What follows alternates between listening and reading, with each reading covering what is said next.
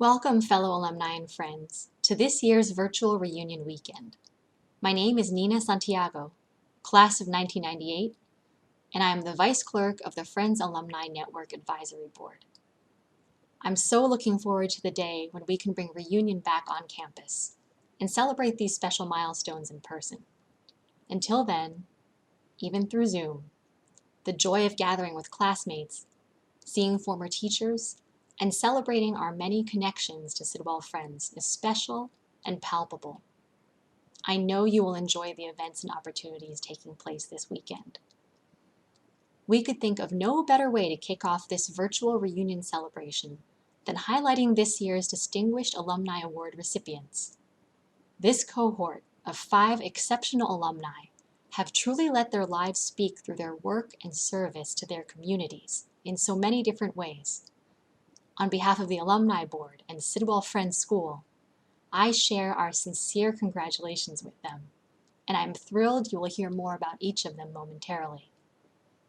I've served on the Distinguished Alumni Award Committee for a number of years now, and it is always a privilege and huge source of encouragement to learn of alumni who excel in their careers, and who, while doing so, nurture and steward their communities and industries to leave our world better than we encountered it. After navigating this past year, and as we each continue to carve hopeful paths, it is a privilege for which I am especially grateful. Congratulations to our recipients, and thank you for tuning in tonight. And now, I'll turn things over to Brian Garman to introduce our recipients.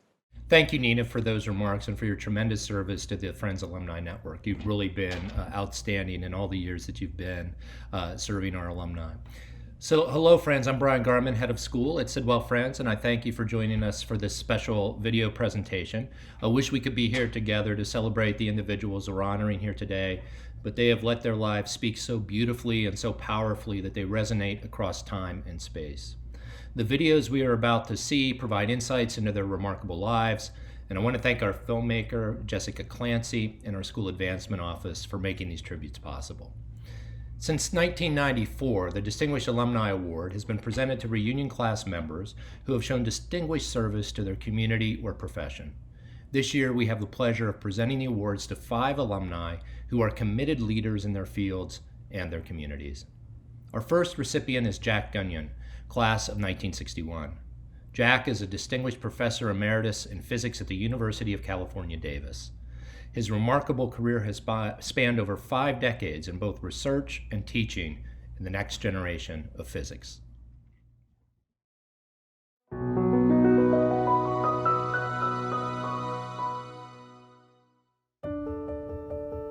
My mother went to Sidwell Friends as a girl, so it was sort of natural for me to follow on in her footsteps.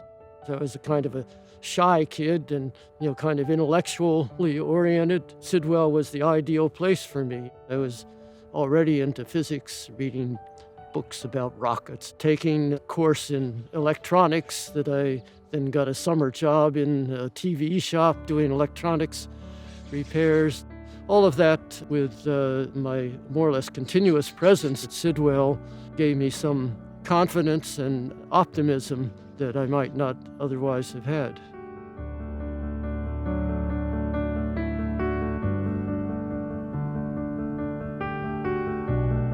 Once I entered graduate school, it became clear to me that what I wanted to do was what's called high-energy physics. It took me a few years, postdoc at Stanford, to realize that what I was really interested in was this thing called the Higgs Boson. What's exciting about the Higgs is that it tells us what the mechanism is by which all elementary particles acquire mass.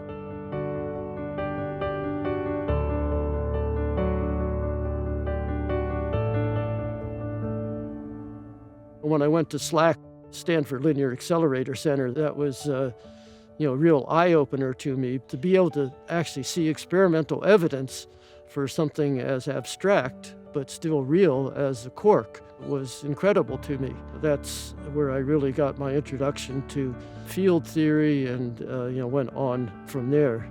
Part of what I learned at Sidwell was how to talk to other people about science.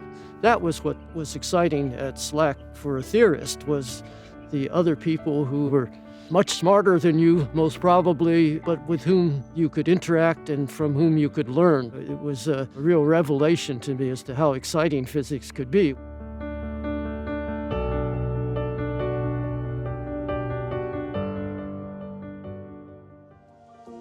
The most exciting part of teaching research was to teach students how to do research. They realize, oh, I can solve this problem. I can actually make a contribution.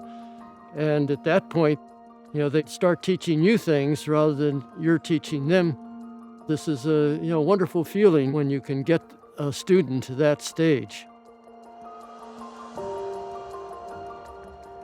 I'm not happy just sitting around. I like to be able to challenge myself at all times.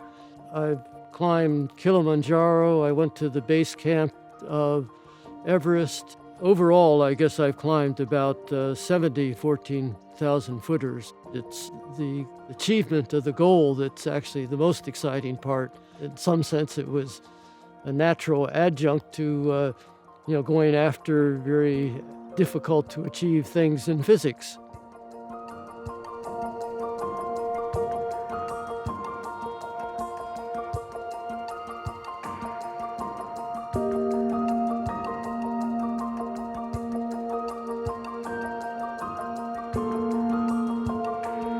I joked that, in particular, several papers that I wrote cost each of the Large Hadron Collider detectors to spend about $100 million to build the appropriate detectors.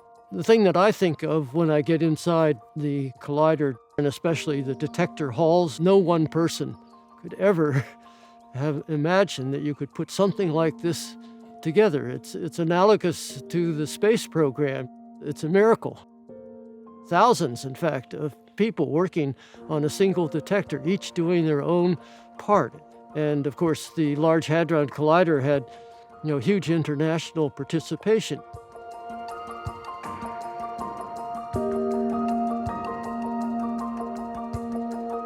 The Sakurai Prize was recognition that we had, in fact, outlined the procedure and the approaches necessary to finding the Higgs boson. I wasn't totally brilliant. I was just, very good at what I did. And so I couldn't, just magically come up with results. I had to work hard. So that's a lifetime of perseverance for sure.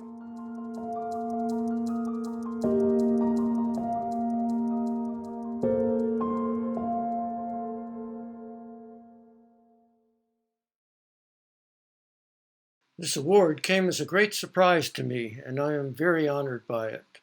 Discovery of the Higgs boson was exciting, but this recognition is more deeply fulfilling in that it completes a circle that began with the excellent education and mentoring I obtained at Sidwell. It was there that I first learned not only how to achieve as an individual, but also the joy and fun of collaborating, mentoring, and organizing. Of course, I am very grateful to and want to thank the many advisors, co-workers, and students with whom I have worked.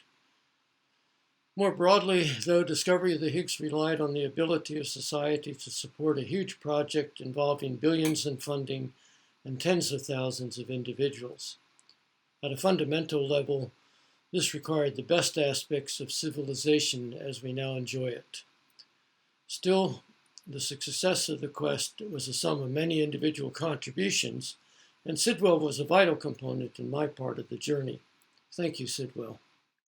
Congratulations, Jack. Your efforts to help us better understand and appreciate the building blocks of nature have been truly illuminating.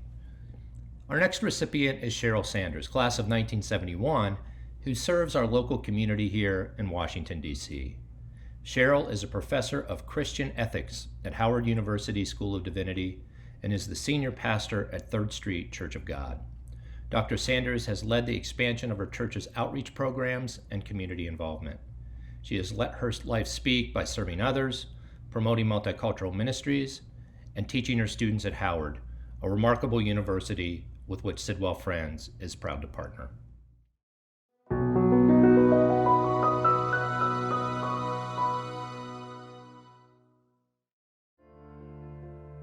My grandparents were members of this church, and this sanctuary was built when my parents were college students. Having the opportunity of pastoring the church where 4 generations of my family have been members is really a very awesome experience.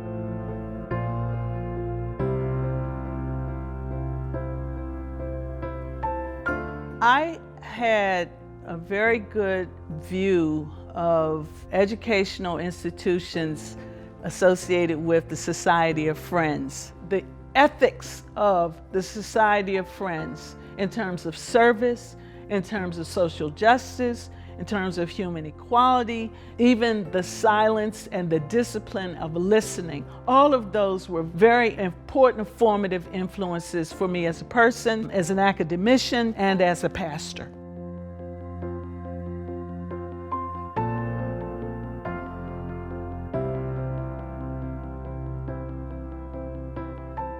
While I was working in Washington, I got the desire to take courses in Black theology at Howard University.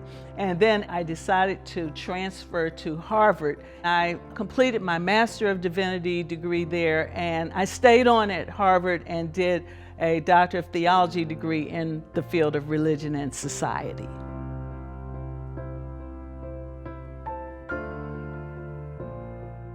The position at Howard brought me back to 3rd Street Church of God. I became senior pastor of this church in 1997. We particularly focused on outreach to people who were unhoused, to the poor.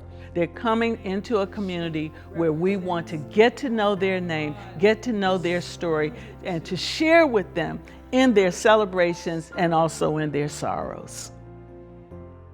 I grew up in a congregation and a denomination where we have never debated the equality of women and fitness of women for leadership. And it really was not until I went to divinity school that I encountered people who thought women couldn't preach. My educational exposure, sophomore Sidwell, you didn't have this idea that says men have to do everything and women can't. Not to mention the civil rights movement itself. I'm like, didn't we settle that back in the 60s? There was one church I went to, and when they called my name and I went to the pulpit, there was a standing ovation. And I was looking around and said, why are all these people clapping? I said, because we never had a woman in the pulpit before. Well, why didn't anybody tell me? One thing that drew me to Howard University is the fact that as a historically Black university, everybody sort of majors in disparities, observing them, analyzing them, and advocating for the remedying of disparities. And so at the Divinity School, we have a deep commitment to social justice. We equip students with theological literacy, information literacy, so they can interpret and respond to the injustices and deal with a diverse group of people. We don't just function in a Black context, but we are unapologetically African American in our history and in our emphasis.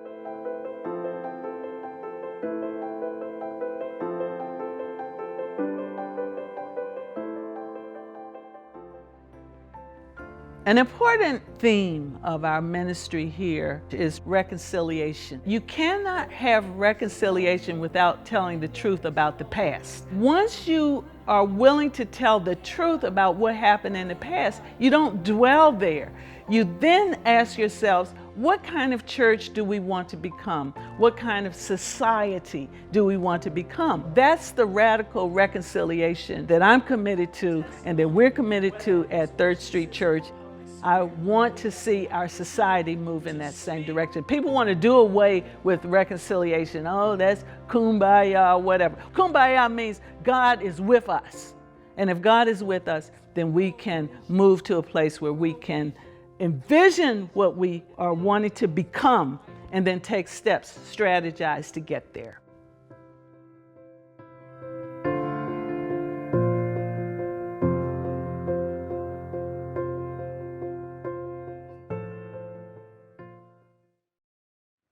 I would like to thank head of school, Brian Garman, the Sidwell Friends School extended family, and especially my fellow alums for this distinguished honor.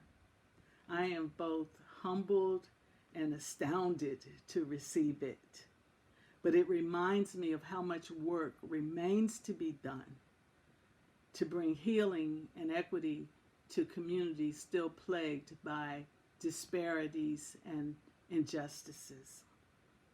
I'm indebted to Howard University and to Third Street Church of God for affirming my gifts of teaching, proclamation, and leadership over many decades. I bless the memory of my parents, Wallace and Doris Sanders, whose vision and sacrifice brought me to Sidwell as a young teenager during the turbulent 60s. I'm very grateful for my husband, Alan Carswell, and our two children, Allison and Garrett, who proudly represent the second generation of our family to be Sidwell alums. Again, this is a great honor. Thank you for choosing me. Thank you, Cheryl, for inspiring ethical leadership in your students. Next, I have the honor of introducing Karen Curry, class of 1976. Karen has devoted her life to working with children and teens to overcome obstacles of trauma. Karen works in a field of unsung heroes, developing character and leadership skills and promoting inclusion among those with invisible wounds, helping them find a path to productive and fulfilling lives. Karen truly embodies the values and aspirations of a Sidwell Friends education.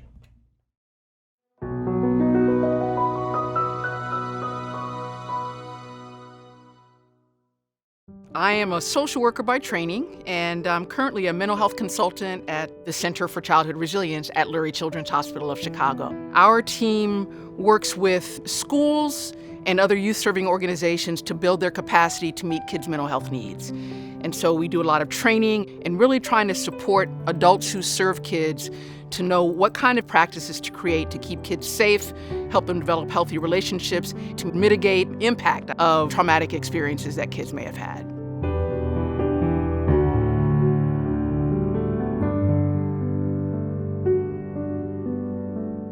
Only about 25% of kids who have mental health needs get those needs met. And so to be able to equip educators and other adults who serve kids to understand challenges that they're bringing to their school day is so important to supporting those kids to be able to thrive in a mental health and emotional health capacity, but also to thrive academically. We're helping educators develop what we call a trauma lens. And so understanding trauma exposure from some single incident, or maybe some chronic and toxic stress that a youngster lives with. Racism in and of itself is also a trauma, and so there is an additional impact that is critical to be looked at.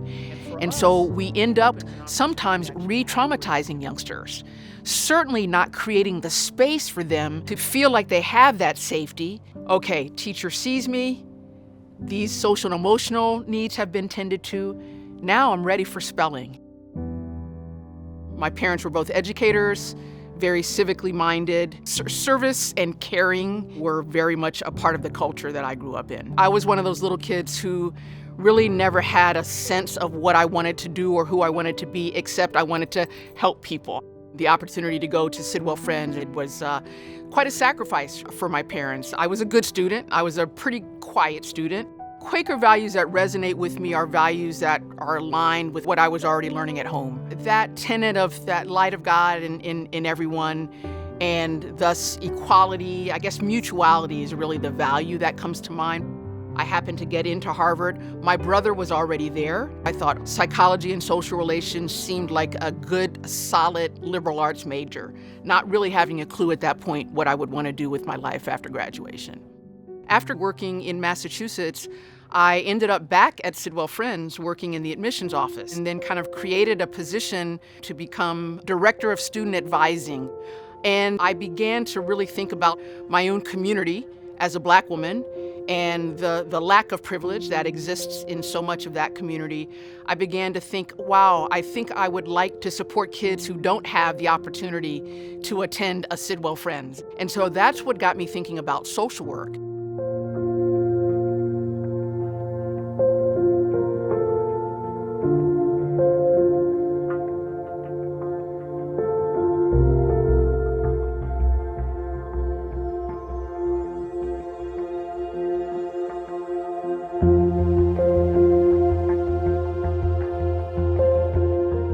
social emotional learning really is the process for children to develop those basic life skills that enable us to navigate the world. For educators to be able to teach these skills is critical.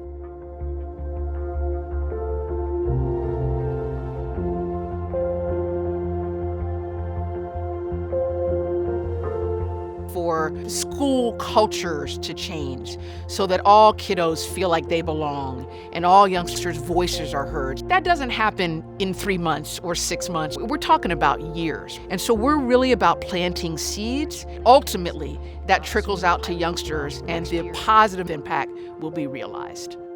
I'm not going to say it's easy every single day because there's some days where it's like, nope, put the covers over my head. But generally speaking, it's easy to go to work and do the things that are challenging because I know the potential for the impact. That drives me to believe that I'm contributing to my community, to my world, and hopefully making a difference in people's lives. And I'm having fun.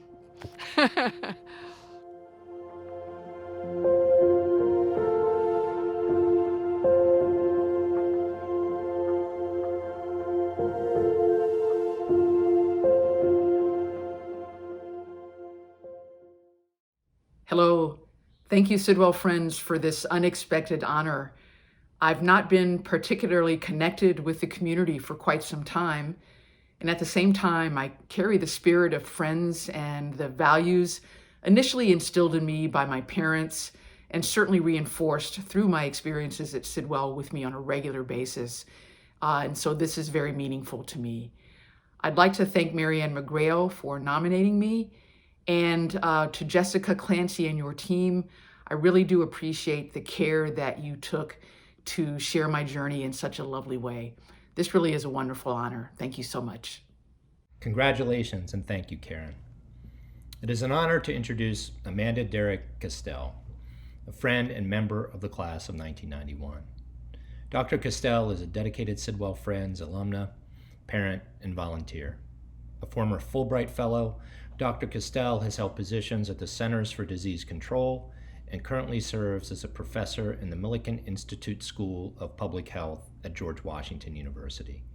During the COVID pandemic, she has focused her energies on addressing the virus, serving on a variety of high-level task forces, and the Sidwell Friends School Medical Advisory Committee.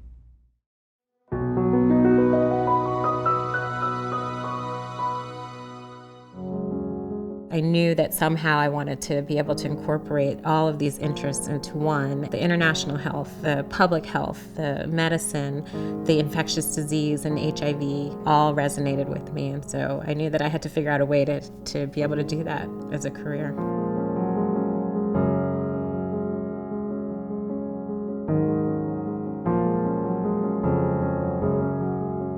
Sidwell was so formative in who I am.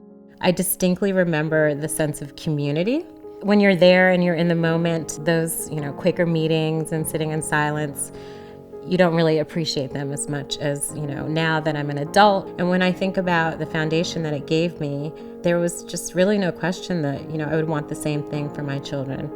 In high school, in the summers, I would volunteer and work as an intern at Harlem Hospital in New York City, where they were doing pediatric clinical trials on HIV and trying to figure out which drug regimens to use to treat kids. I continued with that work throughout my summers in college, seeing people actually living with the illness and unfortunately dying from it at such a young age inspired me to continue the work there.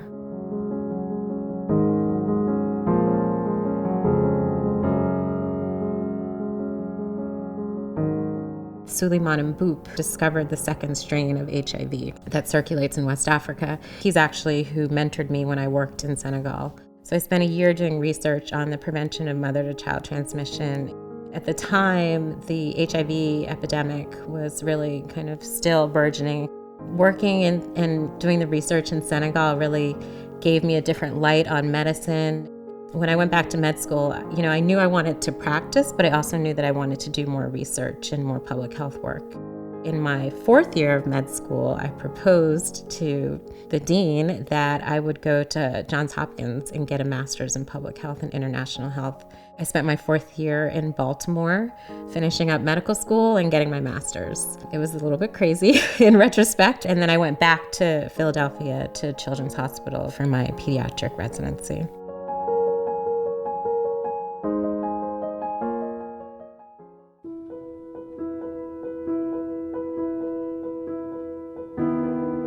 The EIS program are really kind of the foot soldiers of public health. If there was an outbreak of an illness or disease, we were there to figure out what happened, who was exposed, to try to figure out how we could prevent further infections and transmission, and to try to educate the people involved and the public as to how to prevent something like this from happening again. I joined the faculty at GW in 2006. And I was essentially seconded to the DC Department of Health to help them with their HIV program. I am energized by the students. I have students working with me hand in hand, whether they're out in the field collecting data or helping me write papers or just being in class and learning about infectious diseases. All of those are opportunities to try to help form the next generation of public health experts. And watching them go off and launch their own careers, it makes me feel like I'm making a difference. The DC cohort, I always say, is my third child. It's a partnership that we have with NIH, as well as with the DC Department of Health and with all of the clinical sites in DC that are providing care for a wide variety of individuals living with HIV. And it's the first study of its kind to try to understand what an urban cohort of predominantly African Americans living with HIV look like. One of my goals is to make sure that we do everything that we can to show people how people living with HIV are disproportionately impacted so that they have the optimal outcomes that they deserve. So we don't just want to gather data, we actually want to use it for action and to improve their clinical care. I don't look for much, in terms of accolades, but the DC cohort is certainly a legacy that I have helped to create and that I hope will continue on for years. Ultimately, we will hopefully be able to use it as a platform to prevent HIV infection and hopefully to cure it. So that would be a huge legacy and a huge success professionally for me if we could see that day come.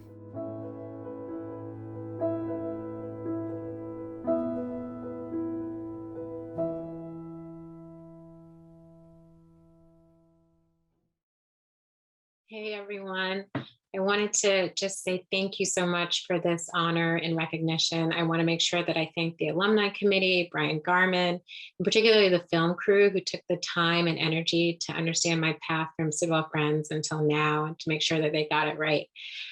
This was a completely unexpected award. I have to thank or maybe blame one of my dear friends, Dahomey Coleman, for nominating me. Sidwell really has been such an integral part of my life and who I am. And now that my kids attend, it really is such an important part of my community. So I thank you for this honor and recognition and look forward to celebrating and seeing everyone in person soon. Congratulations, Amanda. Thank you for your friendship and for everything you do for Sidwell Friends. Last but not least, I have the honor to speak about Braden K, class of 2001. Braden is a peacemaker, a social scientist deeply committed to local, national, and global communities. He fully embodies the Quaker values instilled in him during his time at Sidwell Friends and lets his life speak in everything he does.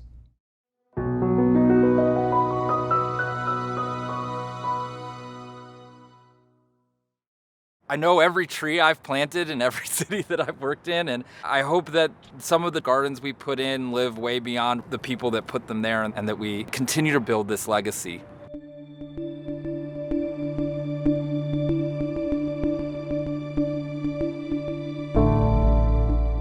There's someone like me and at least 200 cities in North America working on water policy, transportation policy, recycling, racial equity issues, education. Basically, we are urban problem solvers placed in cities to make sure the future is always top of mind as we make our policy decisions and build infrastructure.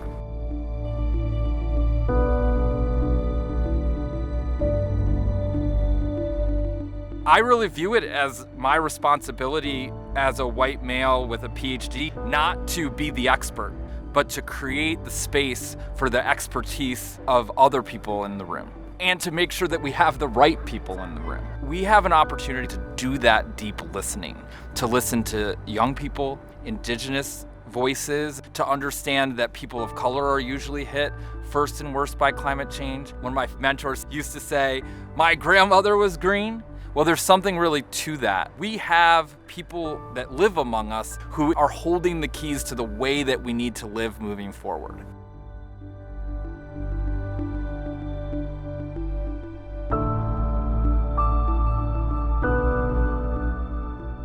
To have my first professional experience be an experience so different from Sidwell was a very sobering experience. Obviously, I was not going to recreate Sidwell in a St. Louis public school, but my classroom was a place where we talked about values. We had little moments of silence.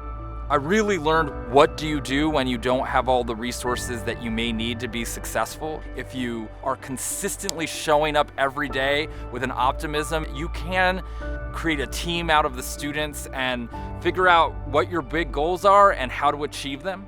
Now we have groups of residents that come together to create new programs, to advise the city on climate justice, on energy policy, and that same sort of, well, how do we bring our best selves? That's something I learned in Teach for America and definitely take with me today in my work in Tempe, Arizona. When we're trying to craft solutions that center people that had been traumatized or marginalized, the most important thing is to listen. And to come from a culture like Sidwell helped prepare me to be the type of listener that I am today. A lot of the exciting things that we have developed in Tempe come from that ability to listen to people's hopes and their dreams and figure out how to translate that into policy and programs. So there's no question that that time learning to listen at Sidwell has been an amazing tool.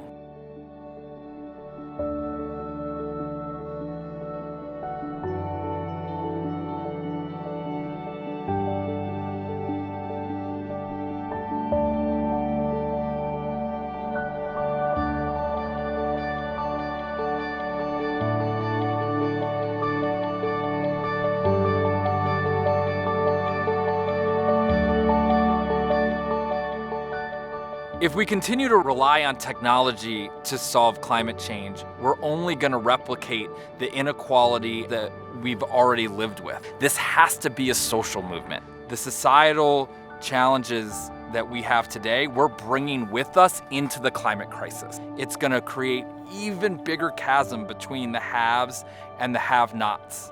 While it is incredibly challenging to think that we have to solve something we haven't been able to solve for the last 300 years, at the same time we're solving something that we've never had to deal with before, that's the way we have to go. I feel very privileged to help start this field, but this field isn't ending with me. This is multi-generational work. Every single week, a new person comes into my office with a new idea, a new dream, a new garden they want to plant.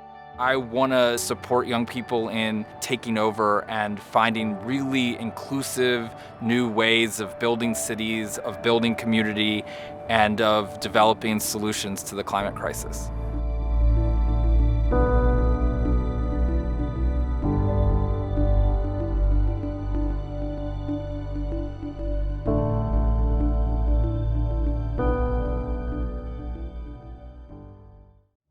Thank you to the Alumni Committee for this award. I am inspired by all of our 2001 classmates and our pursuit of that essential tenet of Quaker education, letting our lives speak. A wilderness guide in Alaska, a playwright in Hudson Valley, a school leader in North Carolina, a winning tennis coach, my favorite bar owner, and government workers in DC. Our class includes leaders in education, journalism, computer science, agriculture, and the arts. I'm proud of my profession too. Sustainability directors are in over 250 cities and counties in the US. If you're interested in joining the climate movement in your area or getting to know those professionals, I'm happy to put you in touch. I also want to thank my family, collaborators, and colleagues, all of the work that I do is teamwork. A huge thank you to all of the teachers, staff, and coaches that made our Sidwell experience what it was. I specifically want to thank Cynthia Seals, Mrs. Norman, and Ellen Pearson for helping us thrive in middle school and high school. Thank you, Sidwell friends. Braden, thank you so much for all that you're doing to fight climate change and to make the world a better place. And I thank all of you for sharing your time and talent with us today.